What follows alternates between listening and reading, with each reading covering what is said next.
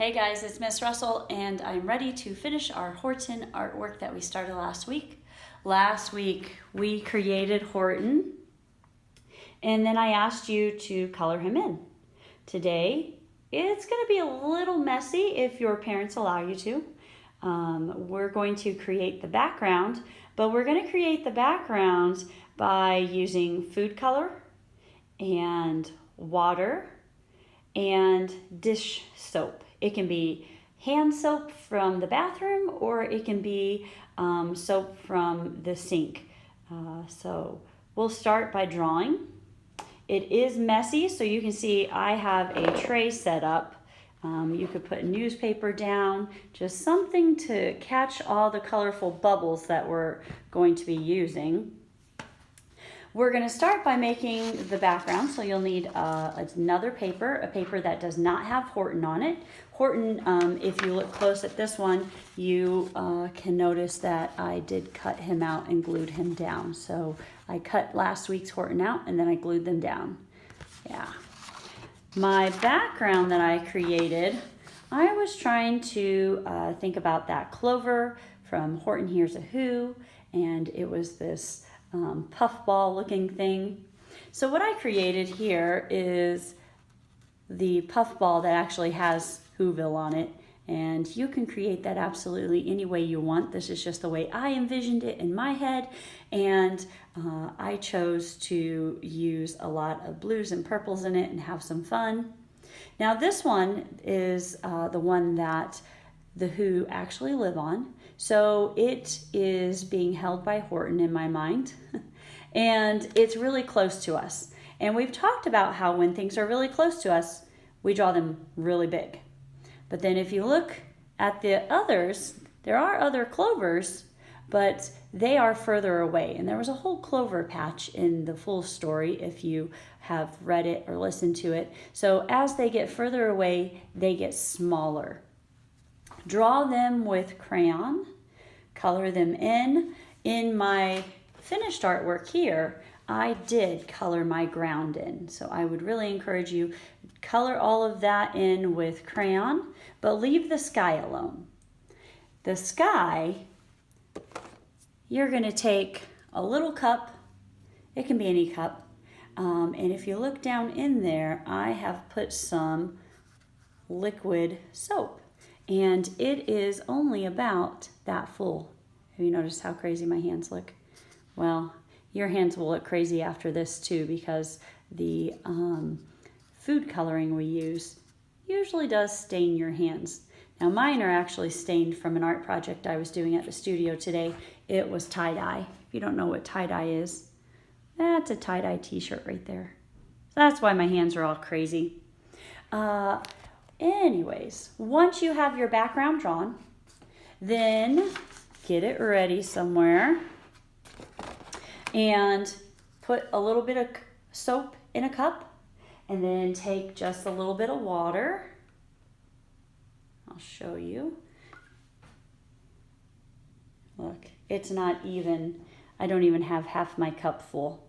So my soap was about right there, and my water is about right here. It's really not much at all. And then I take a straw and I'm going to stir them together. So it'll be soap with a little bit of water added to it. So you do need a straw. Don't drink it. It's not gonna taste good. And then food coloring. I'd like for you to use red and blue. I want you to see what happens when I use red and blue. Anybody have a guess what colors are going to happen? Let's see if you're right. Well, the first thing I'm going to do with my red and blue, I'm actually going to drip them onto my sky. Remember, all of this should have been colored in with crayon already. And then I'm going to drip just some little drops here and there into my sky. I don't know how many drops you'll do. You can do as many as you want. If you like a lot of color, do a lot.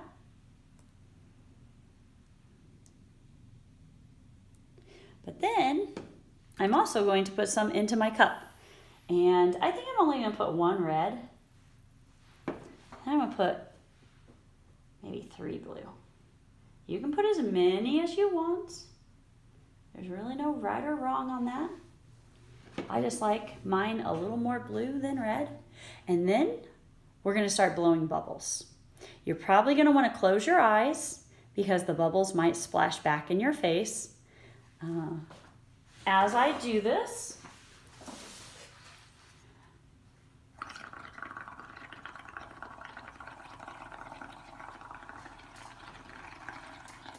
I'm gonna try and move around the sky. I don't wanna pop my bubbles. I wanna let the bubbles pop on their own. So move your paper around so you can blow bubbles.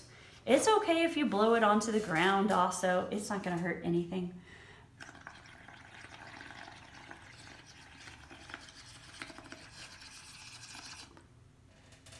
Yeah. Once you have your sky filled, like I still need some over here, then you're gonna need to let it dry.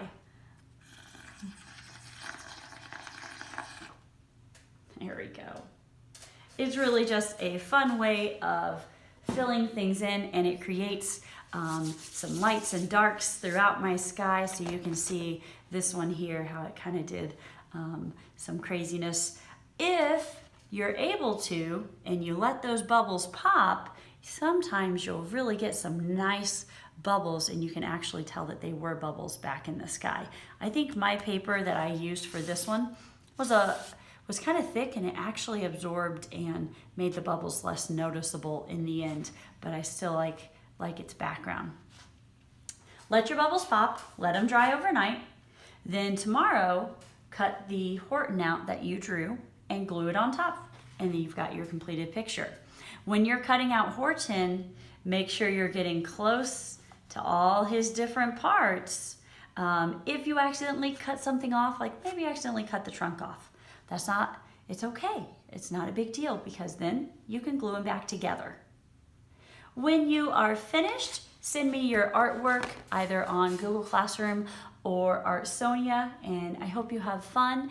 If you do not have food coloring, you could also do this by putting either paint in the water, or you could even do it by putting Kool-Aid in the water, just as long as you have something to make bubbles with. And if you had bubble soap, you could even do it out of that. Have fun, and we'll create again next week.